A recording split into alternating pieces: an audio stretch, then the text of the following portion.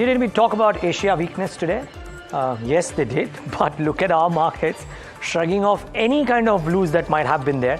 0.74% higher for the Nifty 50 in the session today. Really remarkable show led by IT. I just wonder if Europe is also doing well, and we should maybe at some point of time try and pull up the European indices and what they are doing. But Nifty IT is the reason why our markets have done what they have.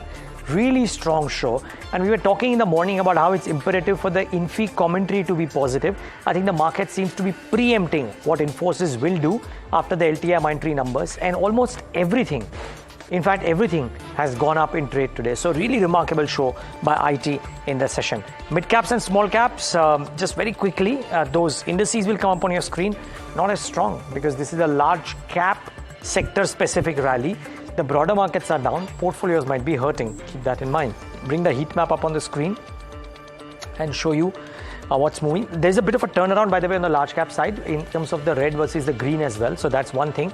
But LTI Mindtree, TCS, to an extent Wipro and HCL Tech, 4 in the top 10, but there is also the others like ONGC, Mahindra and Mahindra, HUL, so a bit of a defensive bent in addition to IT doing well. What is not doing well? Coal India. Asian Paints has recovered some of its losses, by the way, to keep in mind. As is Bajaj Auto, by the way, was down about 2.5 or 3%, now just about 1.5%. But frankly, the show belongs to IT, and not just in the large cap space. I think even the broader end of the spectrum, Tamanna, IT and IT related businesses have actually done really well in the session today. I'm just wondering about all the brokerages who completely dumped LTI Mindtree this morning after seeing those numbers. That was our big talk point. We asked, right, that what result are they seeing? Yeah, a bit of egg on their face, at least for now, at least for today. But yeah, that's the whole story. 3% up. Asian Paints still languishing, but not as bad as when it started off. But yeah, the broader markets not necessarily seeing the same cheer. Let's just quickly, one more time, pull up those indices and see what's happening there. So complete opposite story. The push towards large caps is very, very clear. This is something that has been predicted for quite a few months. We're seeing it in action right now. So it's all about the Nifty today rather than the mid cap and the small cap indices. Specific stocks which are moving either side in either direction. Let's pull some of those up. I mean, Just Dial. Just Dial is the stock of the day. If maybe comes number 3 after LTI Mindtree and Asian Paints, but just the kind of move we've seen in Just Dial, 20% up right now. Earnings impact is what you're seeing here. EBITDA margins have grown significantly by about 200 basis points. But even so, I mean, it could be a point of discussion whether Just Dial deserves so much excitement from investors. Anyway, nevertheless, the stock and whoever's put money in it is having a great day. Let's talk about 2 gold NBFCs which have been on the radar and have been doing fairly okay. Not too bad. Manappuram and Muthoot Finance in focus after Jefferies has initiated coverage on them. KAC International we spoke about in the morning. New orders have seen that buzz coming through to 2.5% up, and Z Entertainment on the losing side. Actually, I'd add Z Entertainment and Raymond as well, but Z really hurting, down 8%. So when they said they're going to raise 2,000 crore rupees, the street cheered it. After talking about the FCCB raise, they're going to raise through foreign currency convertible bonds. That doesn't seem to have gone down too well, and that stock really taking a beating. Just quickly going to talk about Raymond, even if we can pull it up back there, because that has been such a seesaw, and that stock now seeing profit booking after days of running up. The news flow in that company is very simply their demerger process. They seem to be sorting out issues within the board, family issues, etc., etc. That stock getting hit right now. A lot of movers and shakers, but if you want to ask me what the story is, it's IT, and of course, we're just a little while away from the Infosys numbers, so that's where all the focus is. And as should be the case, Tamanna is absolutely right. Let's get in our experts to try and understand how is it that they are looking at some of the specific pockets. Rajesh Palavia of Access Securities, Kush Bora, founder kushbora.com with us on the show. And of course, we'll ask Kush to revise some of the earlier given ideas as well. Gentlemen, both of you, thanks so much for taking the time out and being with us. Rajesh, did the derivative market suggest this kind of up move in IT at large? Because I know that for example, in Asian Paints, we had a fair degree of short build-up and there was covering expected. But this move in IT, did you preempt it, and can it do more? Good afternoon, Niraj, and good afternoon, everyone. So, yeah, definitely we have initiated the long trades in IT. Post TCS number, yes, there was a change in data setup and the way IT index managed to give breakout of its previous swing high. That was clearly giving a sign that this really can extend, and 39,500 to 39,800 would be the next target that we were predicting. Now we are crossing those targets also.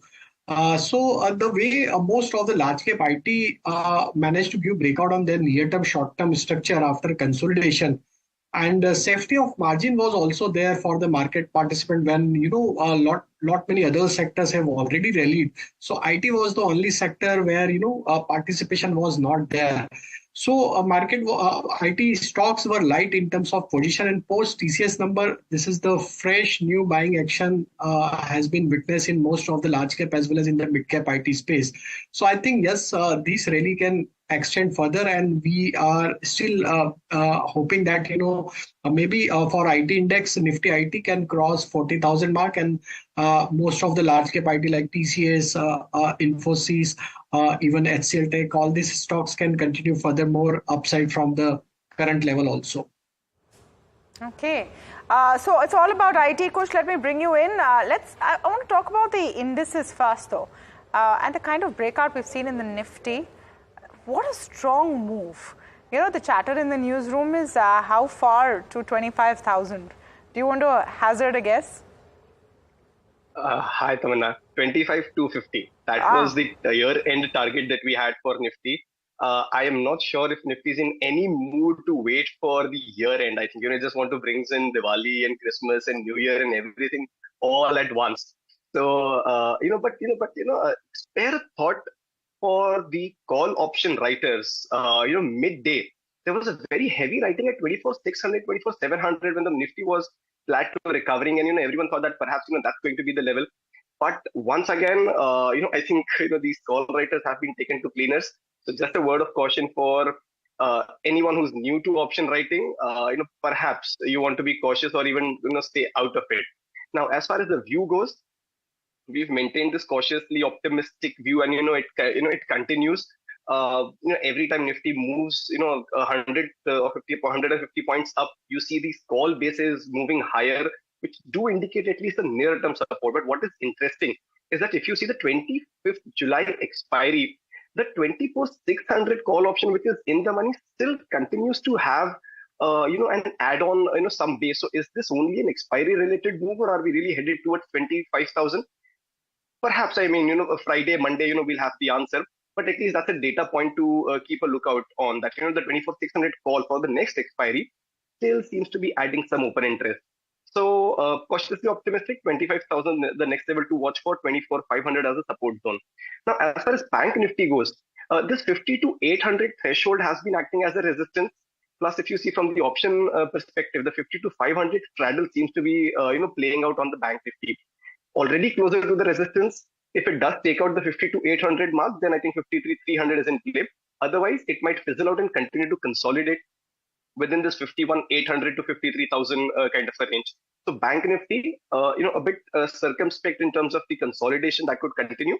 Nifty, as it's showing on the charts at least, and as it's showing in the price movement, could perhaps continue for some more time. Let's get your top calls, Kush, for this afternoon. Sure, and if I may just start with the updates then, CAMS is one stock that we have discussed, I think it was on Tuesday. 43.25 was the target, first target 43.19 I think is the high for the day. The stock seen a sharp dip from there, but I think you can continue to hold on if you bought it at lower levels. Your buying price should now start acting as your trailing stop loss. Also, Tata Steel was a short idea that we discussed for the targets of 166 and 163. So fairly comfortably, the 166 targets been breached, and 163 seems to be like a reality. If you do hold this short, my suggestion, continue to hold this with a trailing stop loss up until 160. Now, as far as the ideas for today go, India Glycols, this stock's been seeing some traction over the last 10-15 days. If you see yesterday and today, the move's actually been quite spectacular. And the 1160 resistance has been taken out. So we think that from a near-term perspective, this stock can move higher. So 11.10 would be your near-term target. 960 is where you want to place your stop loss. also continuing with the cautious theme, Ramco Cements is a short idea. Again, from a near-term perspective, the stock in a massive sell-off, but then again, there's no recovery, in sight even now. So for the July futures contract, if you want to, then you could go ahead and short Ramco Cements. Target would be 777 and 766. 797 is where you want to place the stop loss. Rajesh, your ideas for the afternoon? So Niraj, all three large cap stock. First one is TCS from IT space, and the way TCS is now, managed to give breakout of previous swing high of March 2024, and the long built up is there since last couple of days. We believe that TCS can continue further more upside, and we are projecting target towards 4,400 for TCS. So one can buy TCS at current level also. In minor dip, one can add further and keep your stop loss at 42.60. The second stock is from telecom space, that is Bharti. A continuity of uptrend. Stock is making series of higher top, higher bottom formation, and the way stock is holding above its near-term 20-day moving average, we believe that Bharti Airtel can exhibit a good amount of strength from here onwards, and possible target we can see towards 1540. So Bharti Airtel is buy with stop loss of 1455.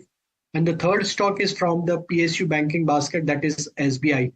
The way SBI is now holding above 880 mark, so there is a high possibility that SBI can take a lead from here onward, and we may see a new all-time high trajectory very soon for SBI. Possible trading target we are expecting around 930 would be the target, and keep your stop loss at 875 to buy SBI. Okay, SBI on the radar, a stock which is perhaps, or which was not on anyone's radar, but has really exceeded all expectations, is Just Dial. Stock of the day after their numbers have come in exceedingly strong. Let's get across Rucha to talk about what's really worked this quarter for Just Dial.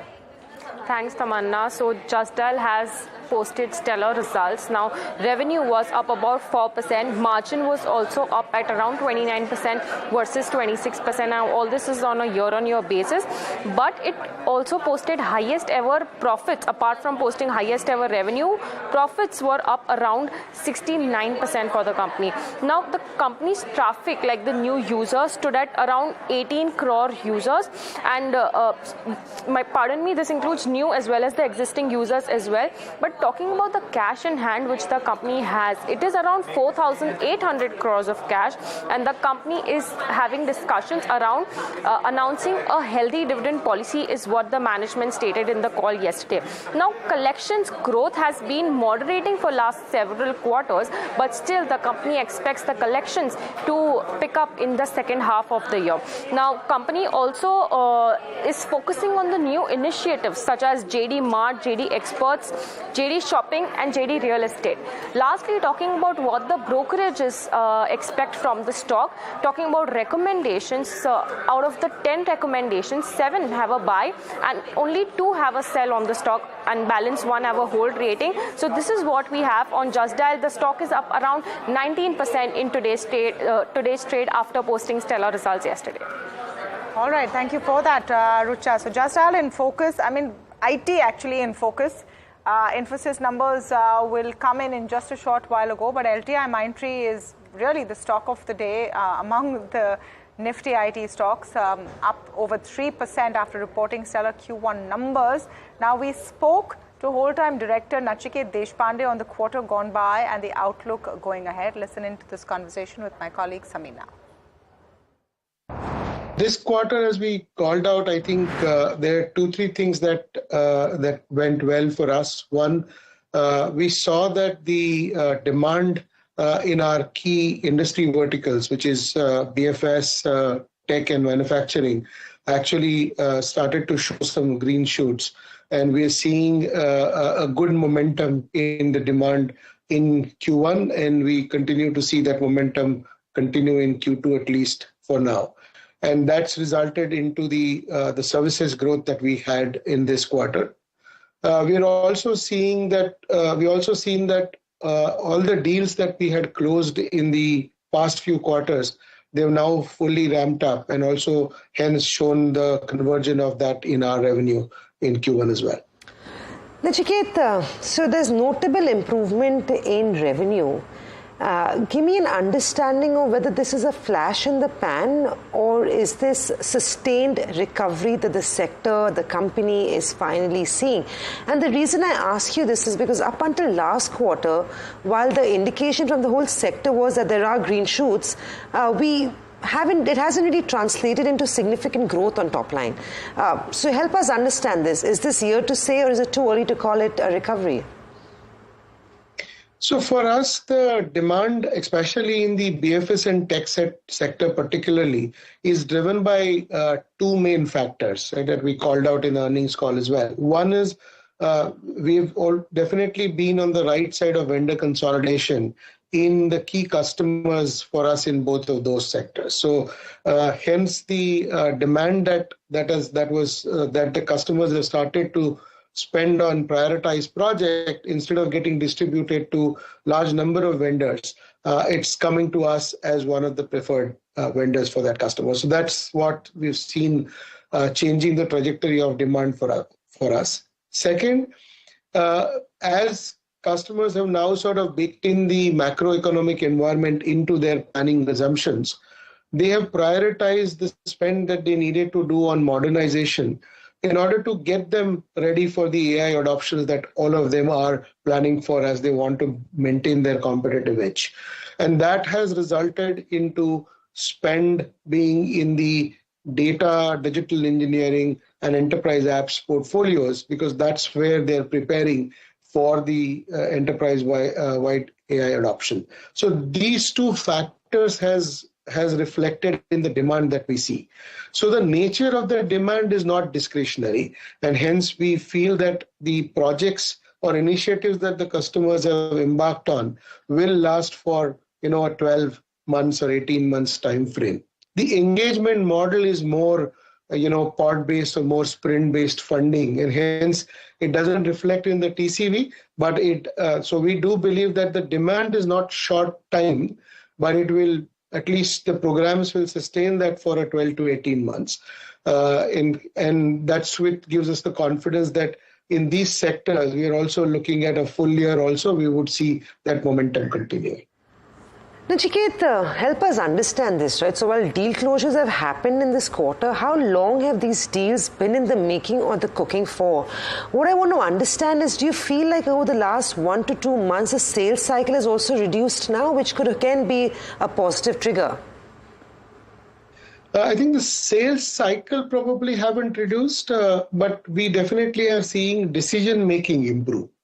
So the decisions are getting closed, faster, where customers now have a clarity in terms of their spend patterns and the budgets that they're going to spend through the remaining of 24. And that kind of then accelerates the decision making there. I think that definitely we see an improvement. But the outsourcing or consolidation deals, I think that cycle still needs that, those 6 months or 9 month cycle for them to construct a deal, go through the process, select a vendor, do contracting. I think that continues to be as it was, but the decision making is definitely faster. Keeping that in mind and taking a cue from what you said, at least in the US, the expectation seems like Trump could be making a comeback. Now, we all know that Trump is good for business, so it's great for a company like yourself that sells in the US. Do you feel like those conversations have picked up now? Because if that is a few months out, then are you talking to a lot more clients and customers today than you were, say, a month ago? More inquiries coming in? Definitely there is a momentum and there is definitely increased activity. And I think from most businesses, apart from one government or the other, I think most businesses want some sort of a certainty.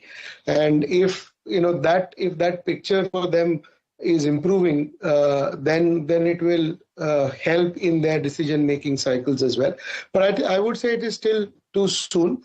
But we do expect as we get into closer to September, October timeframe, when customers start to discuss about their calendar 25 budgets and plans. I think that will give us an indication as to how positively or negatively are they viewing these changes. It's today I think in 24 what we see is that they're at least unlocking whatever they have planned to spend in 24. As we come closer to our Q3 and calendar Q4, we will get a perspective on how they're thinking about 25. We're trying not to get too excited then in that case. Nachiket, let's talk about margins, because the consensus post earnings was that while revenue growth is looking healthy at this stage, there's an uptick on most verticals barring healthcare.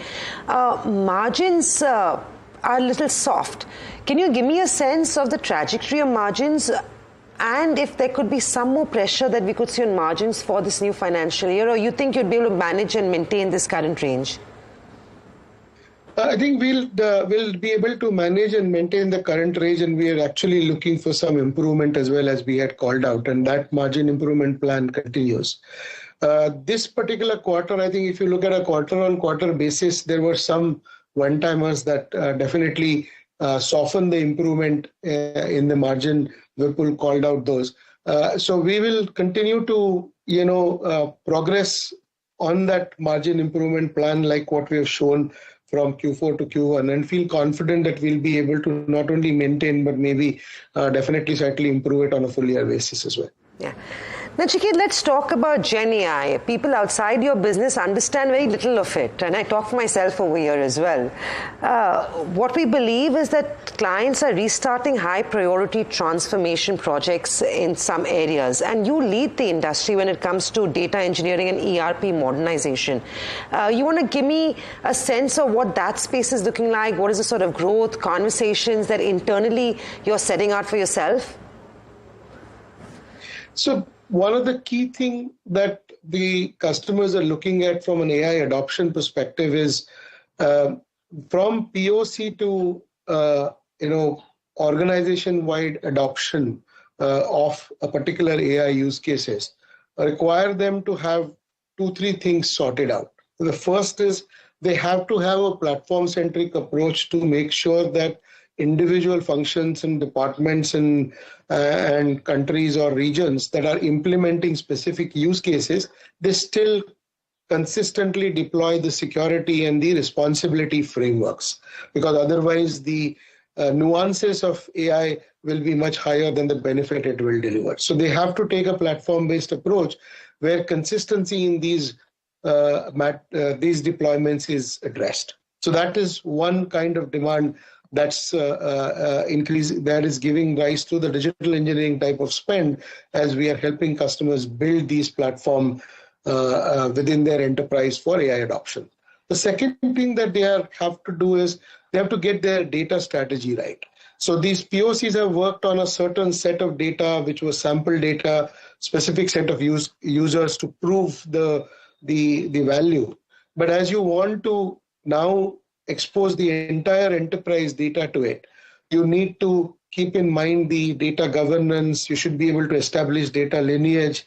You need to be able to explain the algorithm outputs, because many of these are regulated industries where it's important for them to show as to why certain things were recommended by the model. So the traceability of that data is also important.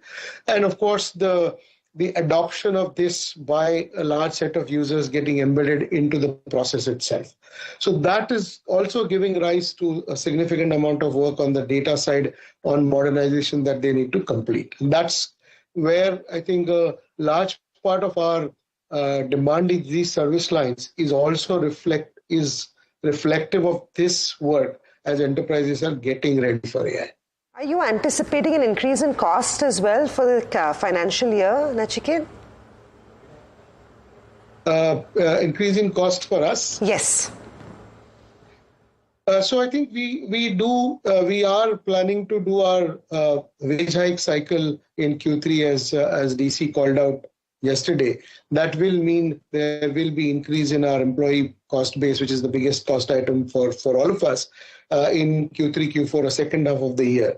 So our plan is to make sure that our margin improvement plans in the Q1 and Q2 then make the room for that increase that we would see in Q3 and Q4, and still able to maintain our margin performance like what we have guided for. So that's really the plan, and hence we'll continue to focus on those initiatives in Q2 as we prepare for the H2 increase in wage. Nachiket, that was exactly what I was trying to understand from you, because if margins are going to be, under pressure, then this is only going to be an added problem. But clearly, you've got a solution to it. Also, very specific question: are you feeling a lot more optimistic today than you did 3 months ago? Definitely, I think the demand picture is better than what it was, say, February or March timeframe.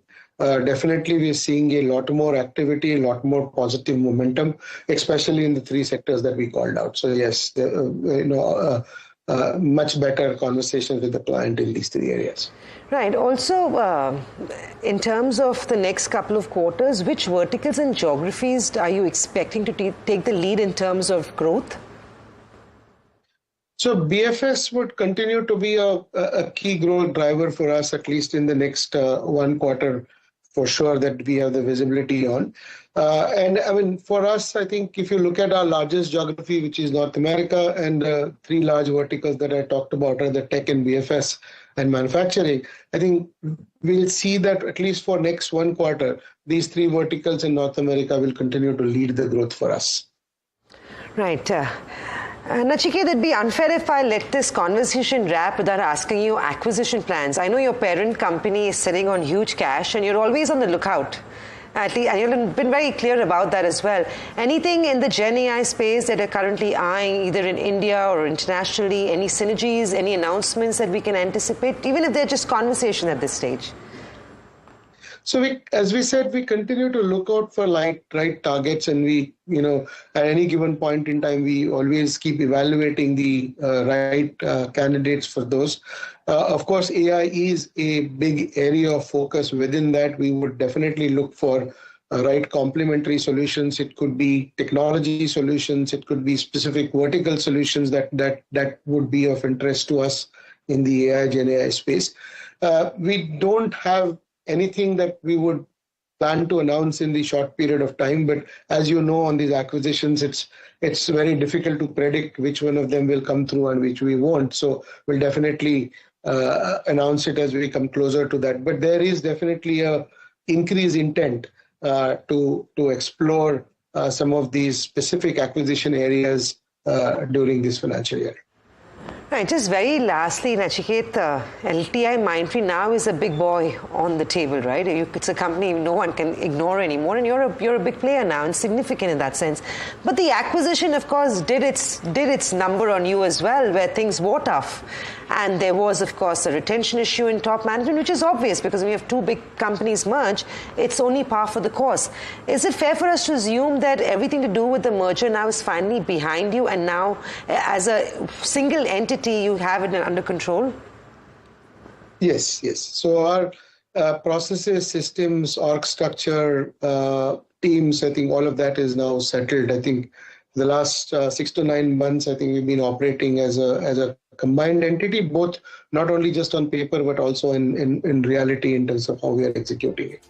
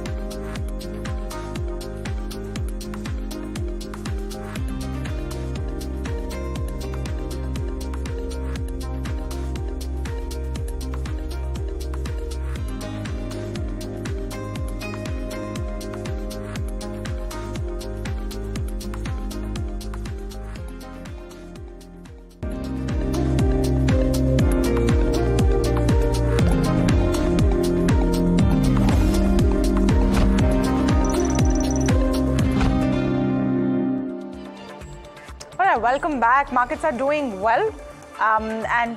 You've seen a steady sort of move on the Nifty at 24,792. Not quite sticking on to the 24,800 mark, but nothing to complain. Agam is standing by to tell us what's happening on the derivative side of things.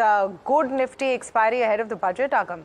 Clearly, the street is not nervous. Well, actually, I would take a slightly differing view, because if you actually look at the broader markets, you look at the advanced decline ratio on the broader markets, something like the Nifty 500, there are more declines as compared to advances. That doesn't necessarily always bode well when it comes to the Nifty. And that brings me to the Nifty, because what we're actually seeing at the moment is a little bit of an expiry play. After we saw the Nifty cross 24,700, we started seeing a lot of unwinding with respect to 24,700 calls around 24,700, 24,050, 800 and thereabout. And that perhaps is one reason behind a lot of these traders were forced to cover their shorts, thereby pulling the Nifty higher. And of course, to a certain extent, we were also seeing that strength come in on the back of the Nifty IT earnings. But if you keep that aside, we are actually, in fact, looking at a little bit of nervousness setting in when it comes to the broader markets. But I'm going to stay with the futures and options space. And we are, in fact, looking at further increase in open interest. Well, as far as the Bank Nifty is concerned, let's pull that up as well. And we're looking at about another 3.5% increase there as well. 0.5% up move, but that's essentially because of the benchmarks which are doing well for now, not necessarily the broader markets. Let's move on and talk about the options market, where I reckon that at this point in time, we will see the expiry somewhere between 24,700 and 800, because that's where we're seeing the Nifty hover in the last 5 odd minutes. But moving on, talking about stocks specifically, there are more shorts than longs. And as I was mentioning, in fact, there's more weakness in names even like Hindustan Aeronautics, where there's shorts being built up. It's down 6%. India Cement is up because, of course, it's moved out of the F&O ban. But I reckon with this increase in open interest, there is a high chance that India Cement will move back into the F&O ban as well. And among stocks which saw unwinding, again, there are more losers than gainers. So we have Tata Chemical, Asian Paints, even Balrampur Chini, though it's largely flattish, which is under a tad bit of pressure. So the broader markets certainly are not having a very good day of trade. And the Nifty 50, of course, holding on to the gains. But that is also partially because of the short covering that we've seen, and also, of course, because of the strength in the IT sector overall. Yeah, undoubtedly, it's all about IT, and unsurprisingly, will continue to be, at least till Infosys numbers come out, which are expected shortly. Rucha is joining us with a preview of what we can see. Yes, Rucha, what's the street expecting from Infosys? Thanks, Tamanna. Infosys will report its results any time after the market closes. Now, talking about the numbers, revenue is expected to rise around 2.5%. Margins are expected to be a tad higher than the last quarter at 20.7% versus 20.1%. However, net profit is expected to fall around 21%. Now, this is because the company in the last quarter had one-time income from income tax, like the interest from income tax refund is what the company reported in the other income part in the last quarter. Hence, on a comparison basis, on a QOQ basis, net profit is expected to fall around 21%. Now, key things to watch out for is, of course, the guidance, the FY25 guidance. Now, most of the brokerages largely expect Infosys to maintain its constant currency revenue growth guidance and at around 1 to 3%. And talking about the operating margin, this also most of the brokerage houses expects the company to maintain it at around 20 to 22% for FY25. Now, talking about the Q1 numbers, most of the brokerages, as I mentioned, expect like a tad higher than the last quarter, around 2.5%. But another key thing to watch out for is the commentary on the discretionary demand. Now, companies like TCS, LTI Mindtree, they were largely seeing, like TCS were seeing very few deal cancellations. LTI Mindtree was very strong about its commentary on the discretionary demand pickup. And now Infosys is just set to report its results, and this is what we will look out for, is their commentary on discretionary demands and whether the clients are coming out of their tight budget and spending on transformational projects as well, or is it just cost optimization projects that will drive the growth going ahead. Thanks a lot for that, Rucha. Well, Infosys in focus, IT in focus. Quick view from Rahul Jain, VP Research, Daulat Capital as well, joining in. Rahul, what would you do with some of the IT names after this run-up that we've seen already? Are they reaching fair valuations, or are you still constructive on what they could do to closer to the end of the year? Yeah, I think we have to take one company at a time, because if you look at the reaction so far, companies, even if they have reported slightly better growth than their anticipated estimate, they have still not committed for full year as of now, because they don't see the trend change from a customer point of view.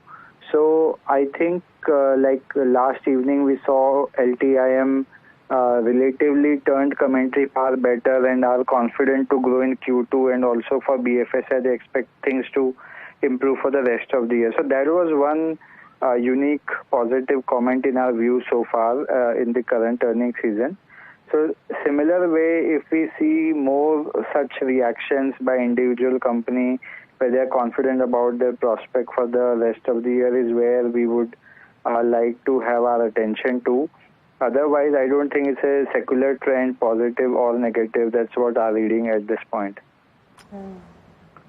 Rahul, just specifically on Infosys, if you look at the commentary that has come so far from TCS, now an LTI Mindtree, what are the sort of expectations you're penciling in? What are you watching out for? I don't think there is going to be very different view than what TCS has said, which is like, that TCV has been weak for all of them. So that's what we expect here as well. They also have a stated explicit guidance. So as long as that guidance stays, I think, much of the qualitative comment would not have meaning very directionally. If you ask me what could be one data point, if it is positive, which will give me slightly better confidence, is their view on the BFSI sector. Let's assume they chime in just like what LTM said last evening. I think that is where we could see that then we could conclude that BFSI is more company-specific issue rather than a sector-specific issue, because some people are seeing it good, some people are seeing it okay.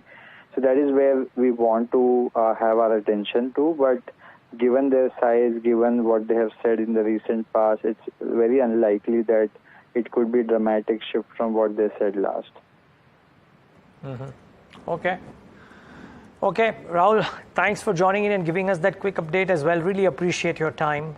Very company specific is what Rahul Jain is saying with each of those IT biggies. I must say, mid-sized names have had an okay day. I think LTTS or KPIT or some of those ER&D players really haven't rallied as much as some of the large cap IT services names have. So that's to be kept in mind. A quiet day, Rajesh, for some of these names. Anything on the charts here? A KPIT, LTTS, for example? So I think KPIT, yes, it's a muted since last 3-4 trading session. But looking at the overall structure, I think there would be another resumption of rally in next couple of days. KPIT Tech is looking bullish, and the way stock is holding at a higher level and managing to hold all its near-term, short-term moving averages. So we believe once the stock crosses above 1880, 1890 zone, then there would be another round of rally towards the 1950 to 2000 kind of zone. So one should hold the position in KPIT Tech. I think one can keep at this moment a stop loss around 1820 to hold the position. Even LTTS, if you analyze the structure for LTTS, stock is almost taken the support from its 50-day moving average. Some reversal was there. But still, if I compare with KPIT Tech and KPIT or LTTS, so I think I would go with KPIT on the long side. I'll avoid LTTS at this juncture because stock is still struggling to cross its 20-day moving average. So until stock not crosses above 5,100 mark, it may remain under pressure for some more time. Once it crosses above 5,100, then there could be some short covering action we can witness in LTTS. Okay, Kush, Tamanna was just mentioning about how Z has had a really rough day. How do you look at it on the charts now? Well, somewhat akin to what Vodafone, the views that I have for Vodafone, except for the fact that, that stock's actually run up quite a bit and now perhaps taking, a knock. But Z, it's still not out of the woods. Every time you hear, some sort of positive news, there is build-up, there is optimism, but it fizzles out. So for me, a stock that, is not giving you a very clear price breakout and also does not have, too much going for it by the way of news, positive news coming in. For me, it's on a very clear avoid list. Now, I know somebody would have perhaps taken a position a few days ago looking for an exit. Then for them, I think 138, 139 is a very strict stop loss. If that triggers, then you're best getting out of it. But for any new trades, my suggestion, don't get into it just yet. Perhaps after 165 is taken out, you could consider from a near-term perspective. But for now, avoid the entertainment. Okay, I mean, what happens if you're stuck in it? I think avoid would be the first instinct right now with that stock really getting hit. What about those who are stuck? So as I said, Tamanna, if anyone's got a position, then 138 is your very strict stop loss. If that's triggered, get out of it. Yeah. All right, a few other stocks which are really showing interesting moves today. I would say Tata Tele is definitely one of them. We've spoken a bit about Just Dial, but Tata Tele, some of the mid-cap IT companies not too bad as well. Coforge, Persistent, doing okay. Not as much as I would say an LTI Mindtree, etc., but not a half a bad day. Devin Choksi joining us now on the show. Devin bhai, great to speak with you as always. Just a couple of days to go for the big event, and it doesn't seem to be about your infra, typical budget play at all. Street is interested in IT, and that too, the broader indices, the broader markets are suffering a fair bit today.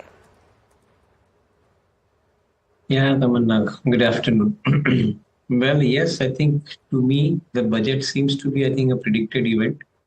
As far as the allocation is concerned, I think the larger thrust will continue on the infrastructure, as just spelled it out last time also. From 11 lakh crore allocation, I think it could be 12 lakh 50,000 crore allocation in the current financial year in the fuel budget. The other part is the industry-related specific announcements. And that's where probably you could possibly count likes of textile industry particularly, because this is also connected with the job generation kind of an activity. So to a greater extent, you will find, such announcement, which possibly allows the textile industry to get a larger role to play from the allocations of the budget. Maybe they are already allocating higher sum of money towards other PLI schemes, turn toward the textile now this time around. Maybe on the other side, the agriculture related sectors, I would say for example, the construction of new warehouses, storages, that is where probably the higher amount of allocation of money could be expected. So that allied infrastructure within the agriculture could possibly result into better job creation in these rural areas. So emphasis would be in the area of job creation. Emphasis would be in the area of skill development. Maybe industry may be given some kind of a weapon in the hand to possibly create the skills in the environment. That is one possibility one cannot rule out. Likewise, most of the things are more or less predictable. On one side, the revenue, which is significantly predictable because of the higher tax collection that we have had. And also, higher distribution of dividend income also coming from IBI, which is likely to continue in the current financial year. So by and large, this is more of a understood budget as I see it, unless they bring up any new surprise. Okay. This strength in information technology is masking the weakness in a lot of other pockets. Devin Choksi, good afternoon to you. Niraj here. But it is giving company to one pocket which has had a really good move, and that is oil upstream. The likes of ONGC, HOEC, Oil India, some really strong moves there. So, and I'm not taking Reliance because Reliance is a mix of multiple businesses. Pure oil upstream, are you constructive? Good afternoon, Niraj. Well, two things as I see it. Government's allocation towards, higher amount of capital, particularly for renewable segments, and within that hydrogen segment, green hydrogen segment. I would think that most of these companies have already made some announcement, including GAIL, including BPCL, HPCL, and I think so. The first time in the ONGC's case also, you have got a higher amount of throughput, I think, coming from the oil wells that they have. But on the renewable side, as I started talking about, I believe that the government is making some progressive announcement about new allocation of money, because it seems to be the success which is basically now they found with the electrolyzer technology.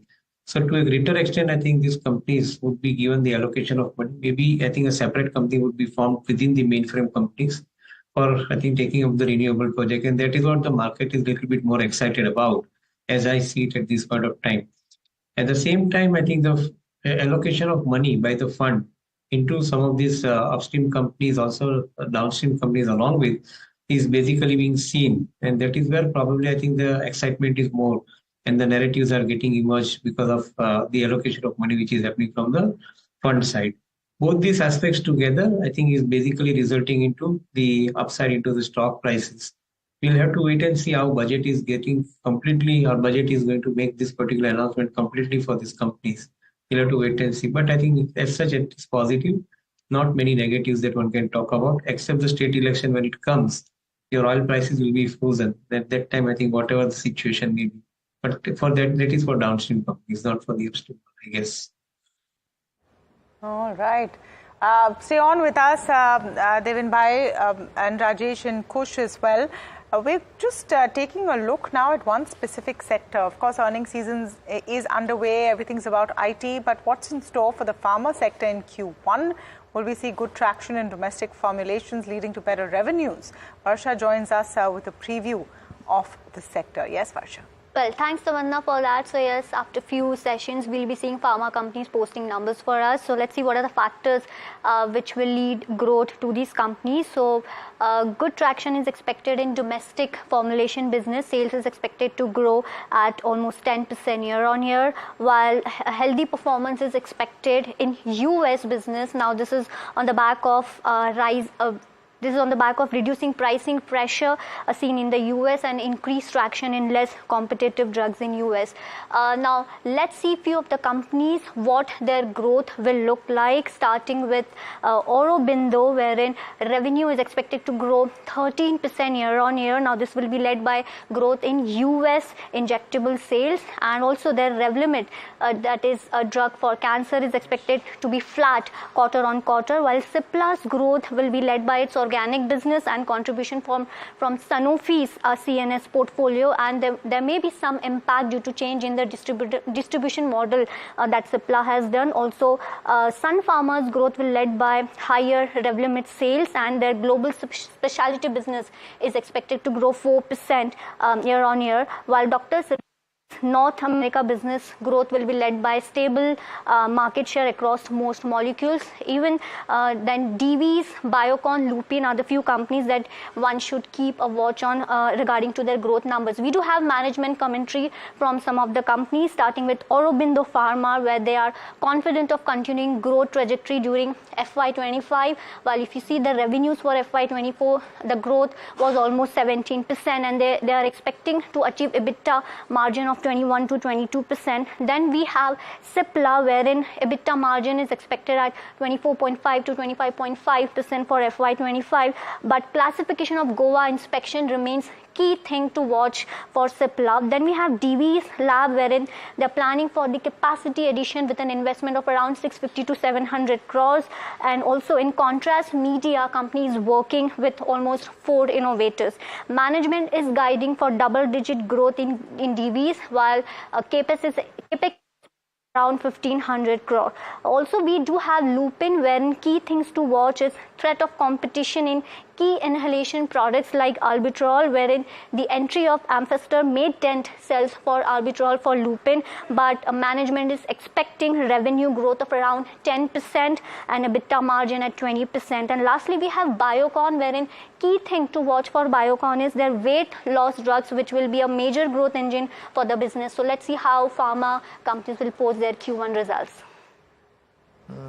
Okay.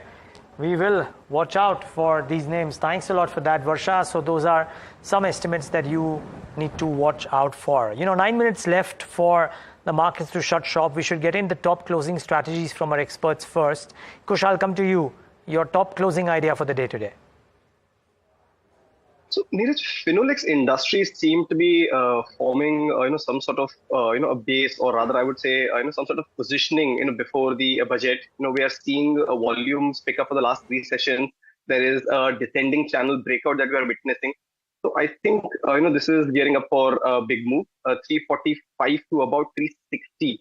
Are the targets to look at in the near term, and 315. So the risk reward ratio is also very favorable here.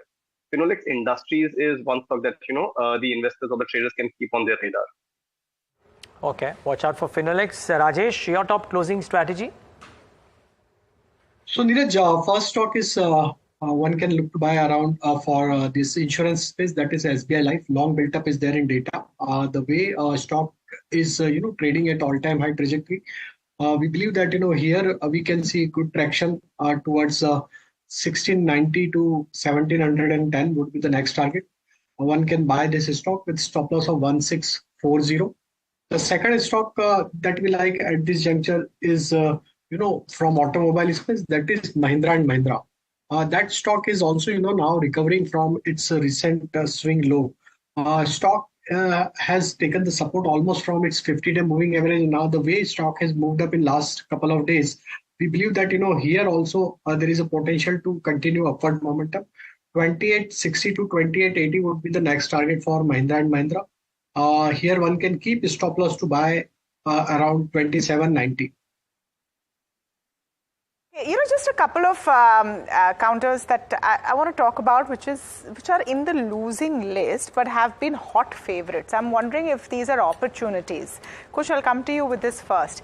HAL, Trent, let's get a Bharat Dynamic also in, RVNL, Dixon. All of them down between 5 and 6% today. And have not been having the greatest of time. Is focus, you see a sector rotation, maybe focus on IT, etc. Are these opportunities that you're spotting here, Kush?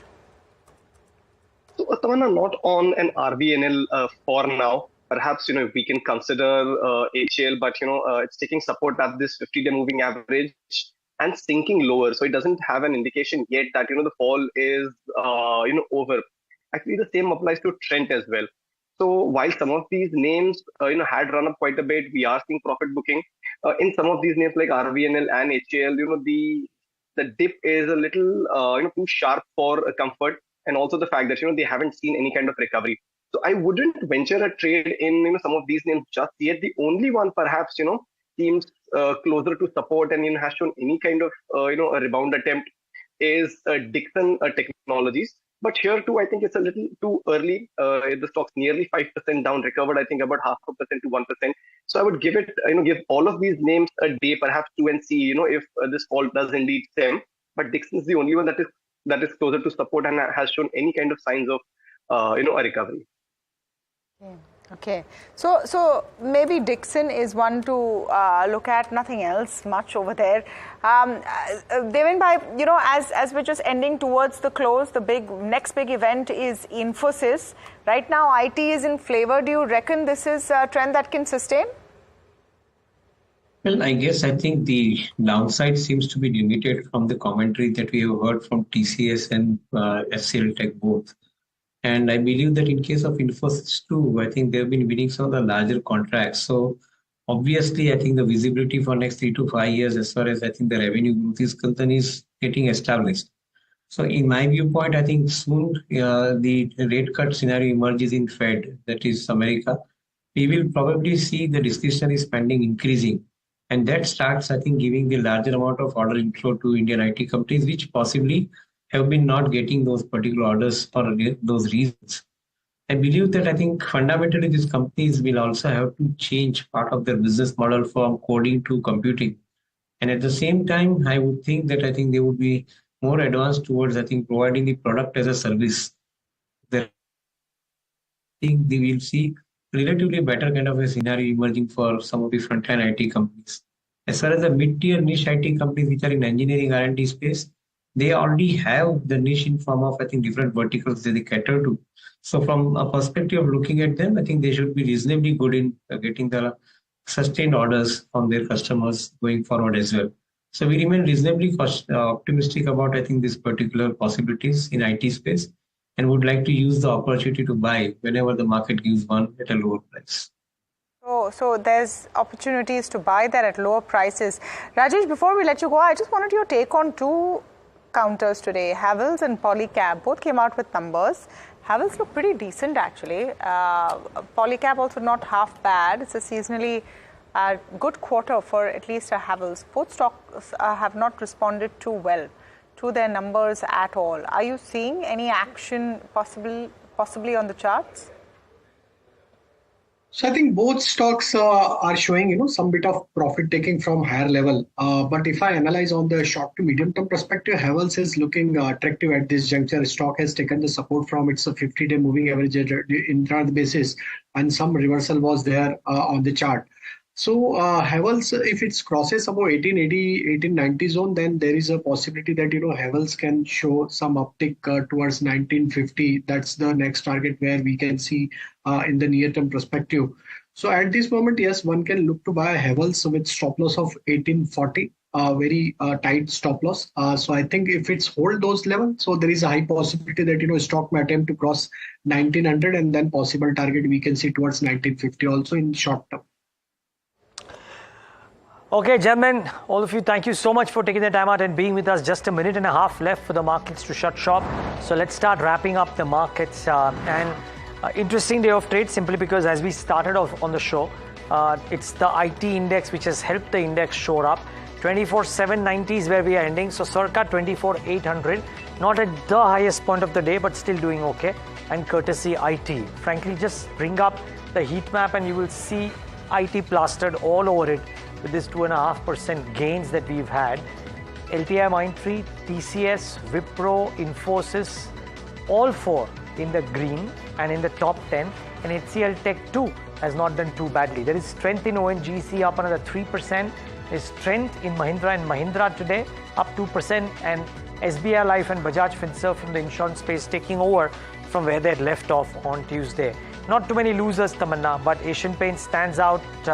Though I would say that if you look at the intraday of Asian Paints, the bull would be a happier animal versus the bear. Yeah, so Asian Paints not as bad as what was expected.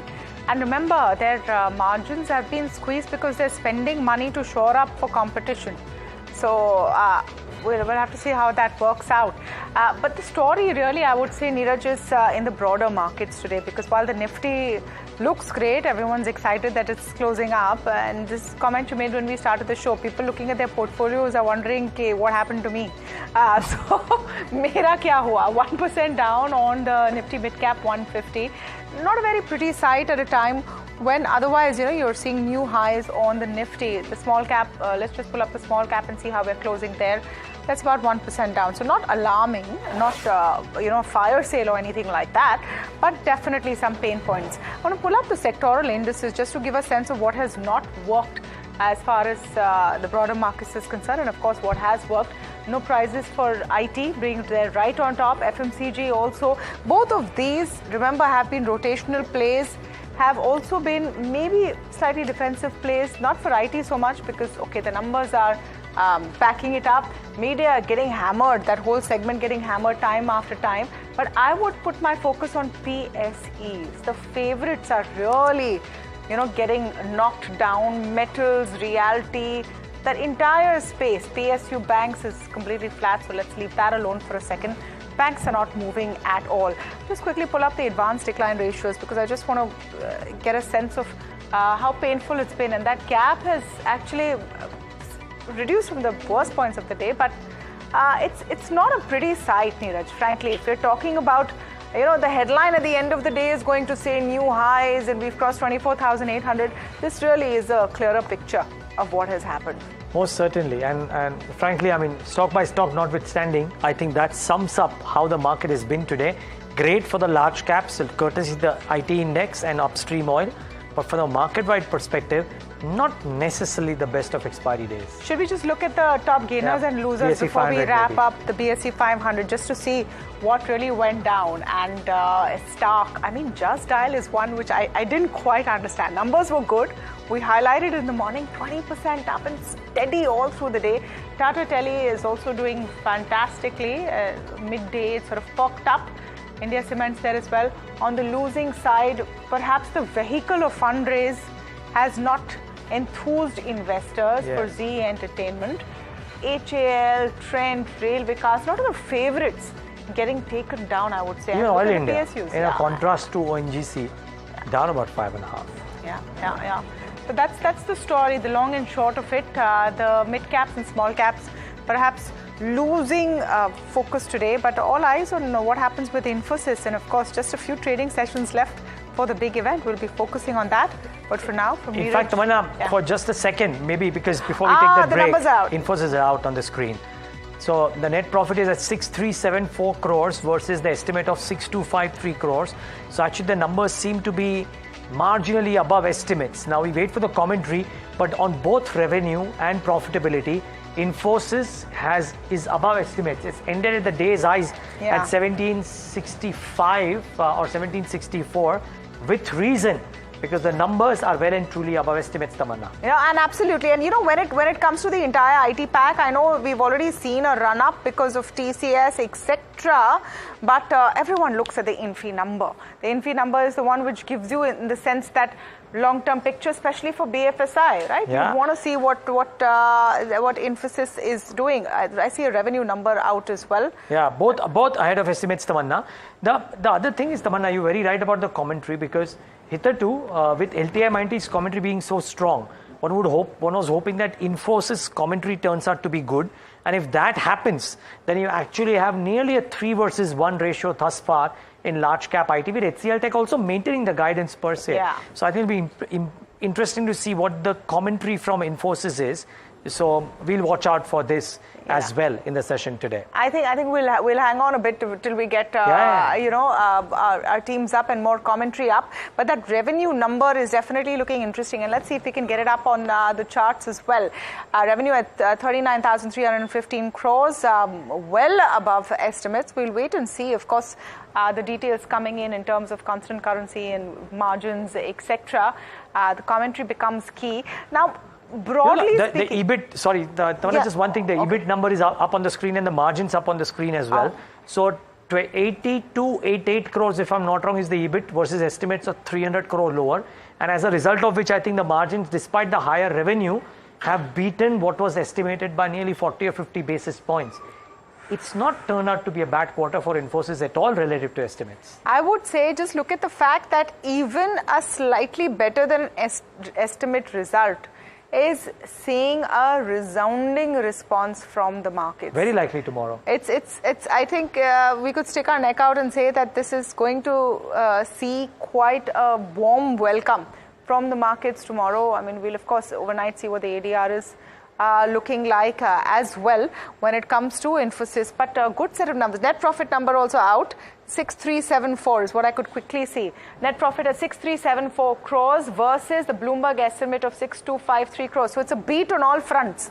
The first cut of Infosys is a beat on pretty much all fronts when it comes to INFI, EBIT margin at 21.1% versus the estimate of 20.7%. We'll of course wait for the management commentary and the details of the numbers as they come in. All right, we've got one more figure coming in. FY25 constant currency revenue growth is at 3 to 4%, operating margin at 22%. I reckon this is going to be something that the street will welcome, because all management is talking about, I mean, they're caveating it, saying, okay, FY25 is the year when you might see the green shoots, etc.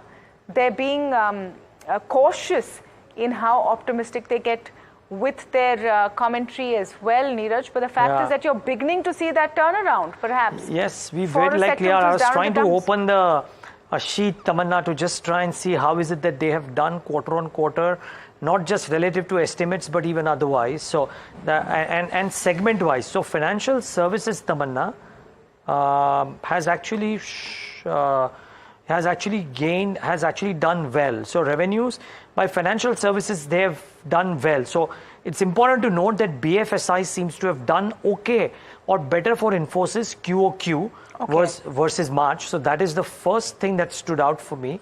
The other aspect seems to be that on all others, high tech they've lost out a bit, life sciences is steady, others they've done okay, retail has also lost out a bit. So it's essentially BFSI, which is the fear point, which has actually done well for Infosys is June versus March. So QOQ, that is one thing to watch out for.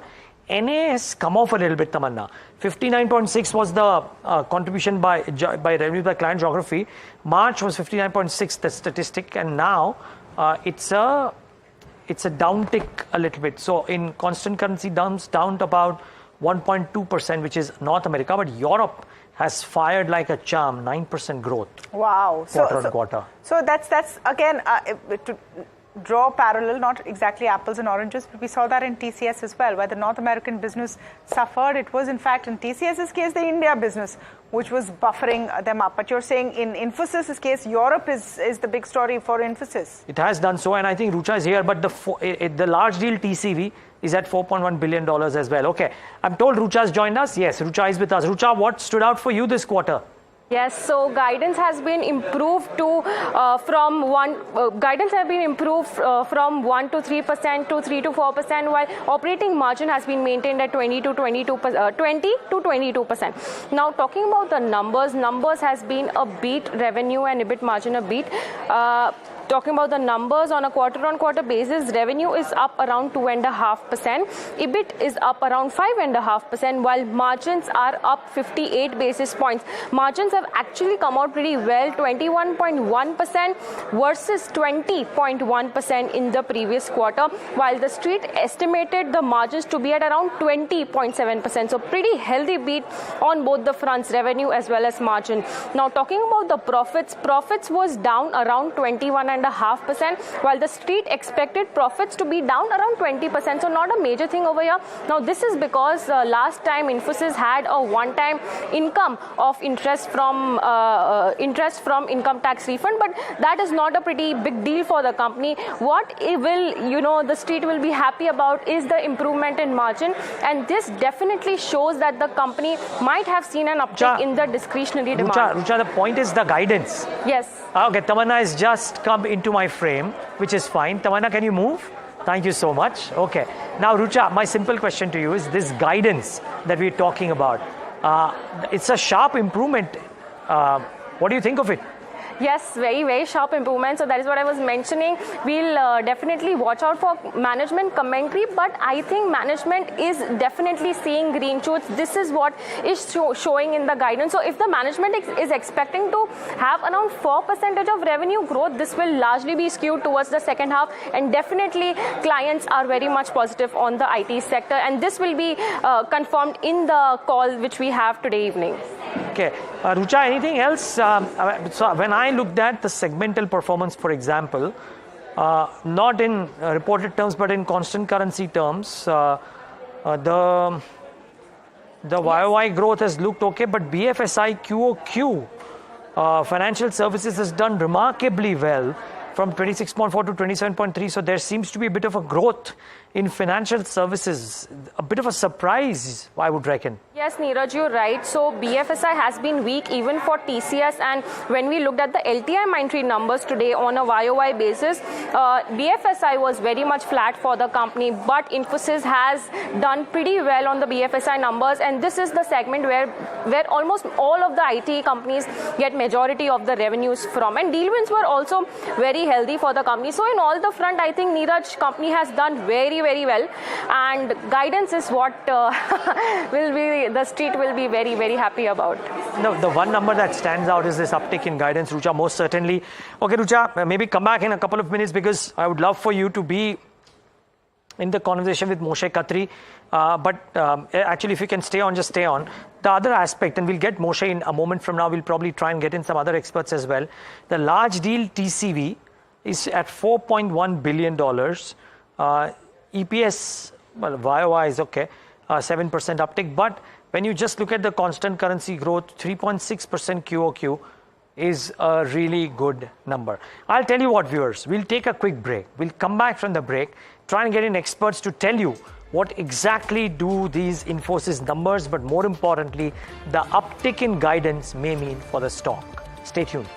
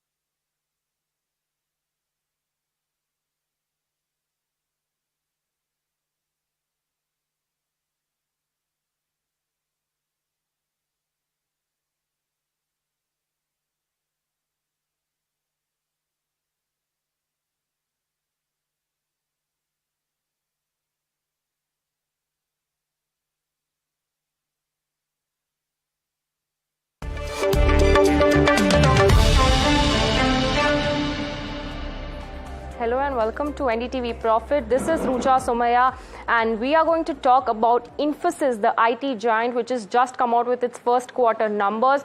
Numbers pretty much in line. Revenue is up 2.5%. EBIT margin is up 60 basis points, while PAT has reduced by 20% in line with expectations. However, revenue and EBIT were a beat on expectations. But what is important is the guidance. The company has revised its FY25 guidance upwards to 3 to 4% from the previous guided range of 1 to 3% for FY25. However, they've also maintained the operating margin guidance at 20 to 22%. We have with us Mr. Sabad, an independent expert to talk about the Infosys result. What do you think of the results, sir? Welcome to NDTV Profit. Thank you for having me here. I think the results have been a good beat with a 3.6% quarter-on-quarter constant currency growth and topped it with an upgrade in guidance. So I tend to believe that the results have been a good beat. Somewhere the positive growth rate momentum has started to come in for Infosys, and if I recall correctly, the quarter-on-quarter growth number seems to be a multi-quarter high in terms of 3.6% that they have delivered. Right, sir. But the TCV deal wins, the large deal wins, if we talk about, has come in at about $4.1 billion, which is a tad lower than what we saw in the fourth quarter, around $4.5 billion. So how do you look at the deal wins kind of coming down? And this is what we saw even in TCS, QOQ, YOY, in both terms, the TCV was down. So how do you look at the deal wins coming down?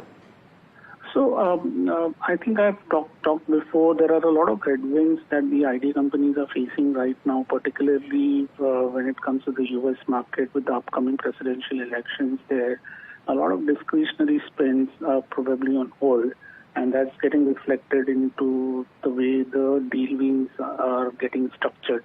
Not only that, the overall employee headcount, if you'll notice, for Infosys has actually come down from March to June, which tells us that probably they are not expecting great amount of deal win traction ahead either, nor a significant ramp up in execution. But the good news at the end of the day is that they have upgraded their guidance, though not materially large. I expect as we go down the year, as we should see better and better deal wins coming in, and therefore further upgrade in terms of the guidance from the management.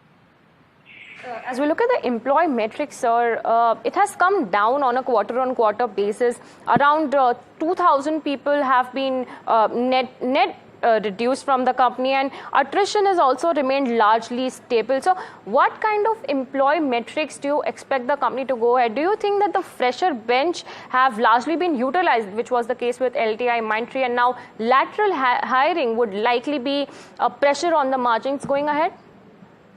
So if you look at the utilization rate that they talked about, it has already seen better from the March to 82%. It is now almost close to 84%. So the utilization rate has sharply improved, and mind you, the year ago number was about 79%. So that's a smart 5% upgrade in terms of utilization rate, which means that they are adequately poised in terms of the current employee strength, and any further improvement in utilization rate is probably not possible. So that could mean that any ramp up that they would expect ahead should come up by going in for more and more recruitment, essentially raising the headcount.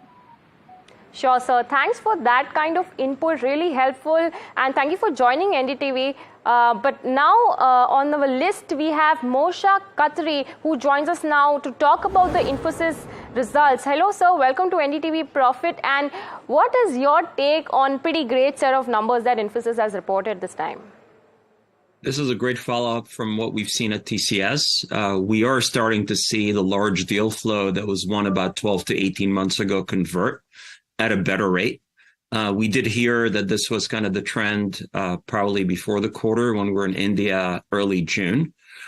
So I think you have this really interesting dynamics where for the past 18 months, we've seen this disparity between the fact that the industry's bookings were very strong. On the flip side of it, you've seen, I would say, very, very dismal revenue growth. And now that disparity has been kind of closing. So you have better visibility, and that's why they took their numbers higher. The real question here is whether there's any change in discretionary spending. And we don't know exactly if that's really another driver here. But again, at least you have better visibility because the deal flow is converting better.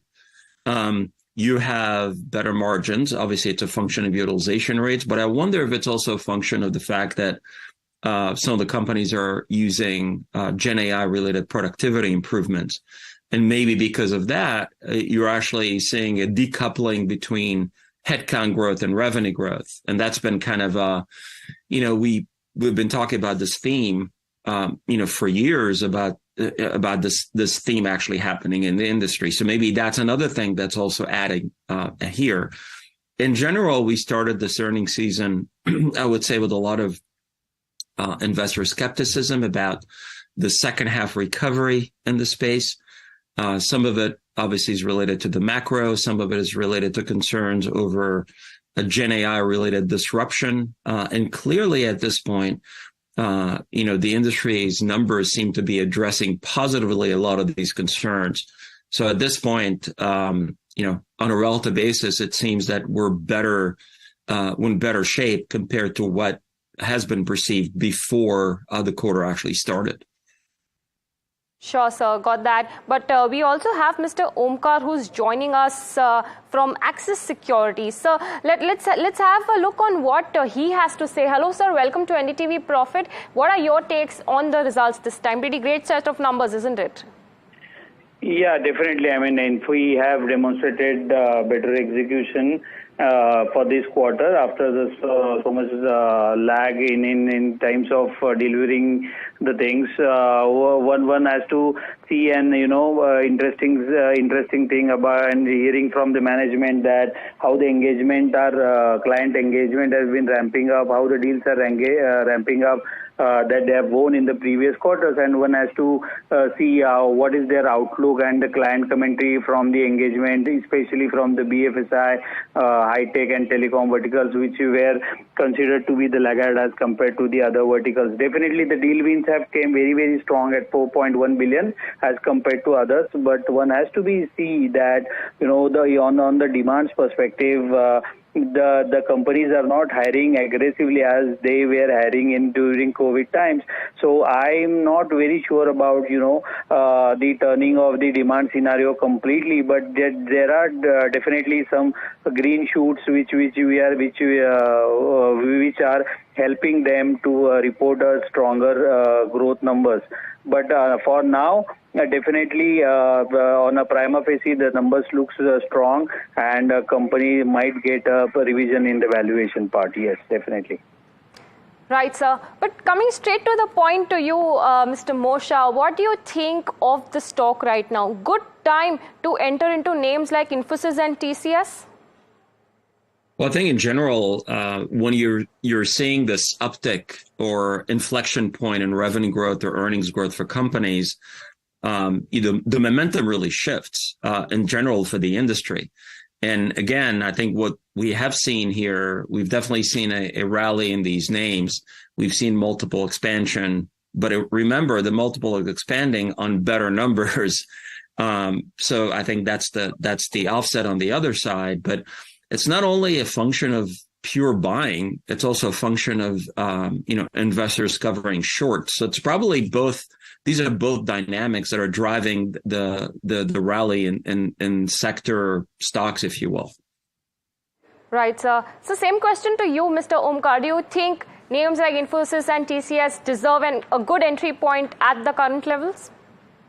Currently, I believe it's more of, they are already being overvalued, 30% odd with the Nifty. I believe one has to look at, how the management saying and, how the things get ramp up. So it's better to wait and watch. The markets have been already up, and one has to definitely see. And, if the investor is a long-term investor, then he might, hold on the stock. But I really believe that, one has to listen what the management is saying. If there is an increased engagement, increase in the sentiments, and there is an discretionary spend is happening during the in the industry, then there might be an uptick in the demand scenario, and there will be a concrete growth and sustainable growth over the period of time. Sure, sir. Got that, sir. Very interesting inputs from Mr. Omkar and also Mr. Khatri. Thank you for joining NDTV Profit, and that is what we had on Infosys. Time for a short break, but do stay tuned to NDTV Profit. Lots more on the other side.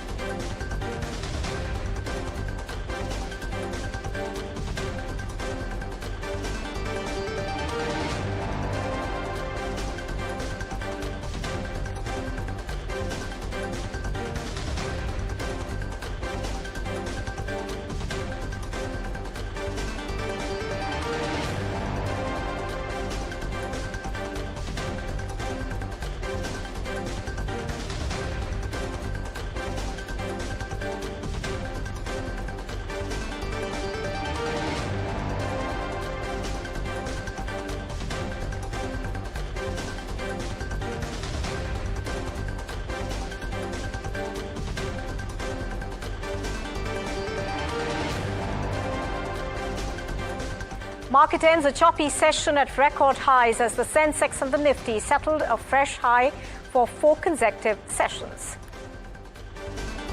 Nifty IT ends over 2% higher after scaling new highs adds more than over 81,000 crore rupees in investor wealth.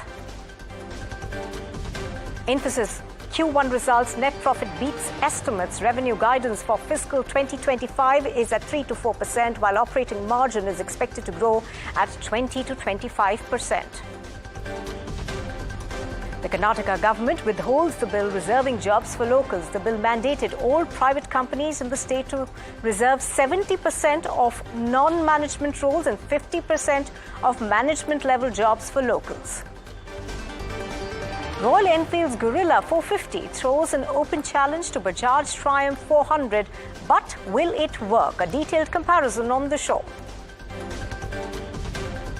Police detains IS officer Pooja Khedkar's mother Manorama Khedkar for allegedly threatening some people by brandishing a gun over a land dispute. Books Khedkar couple and 5 others.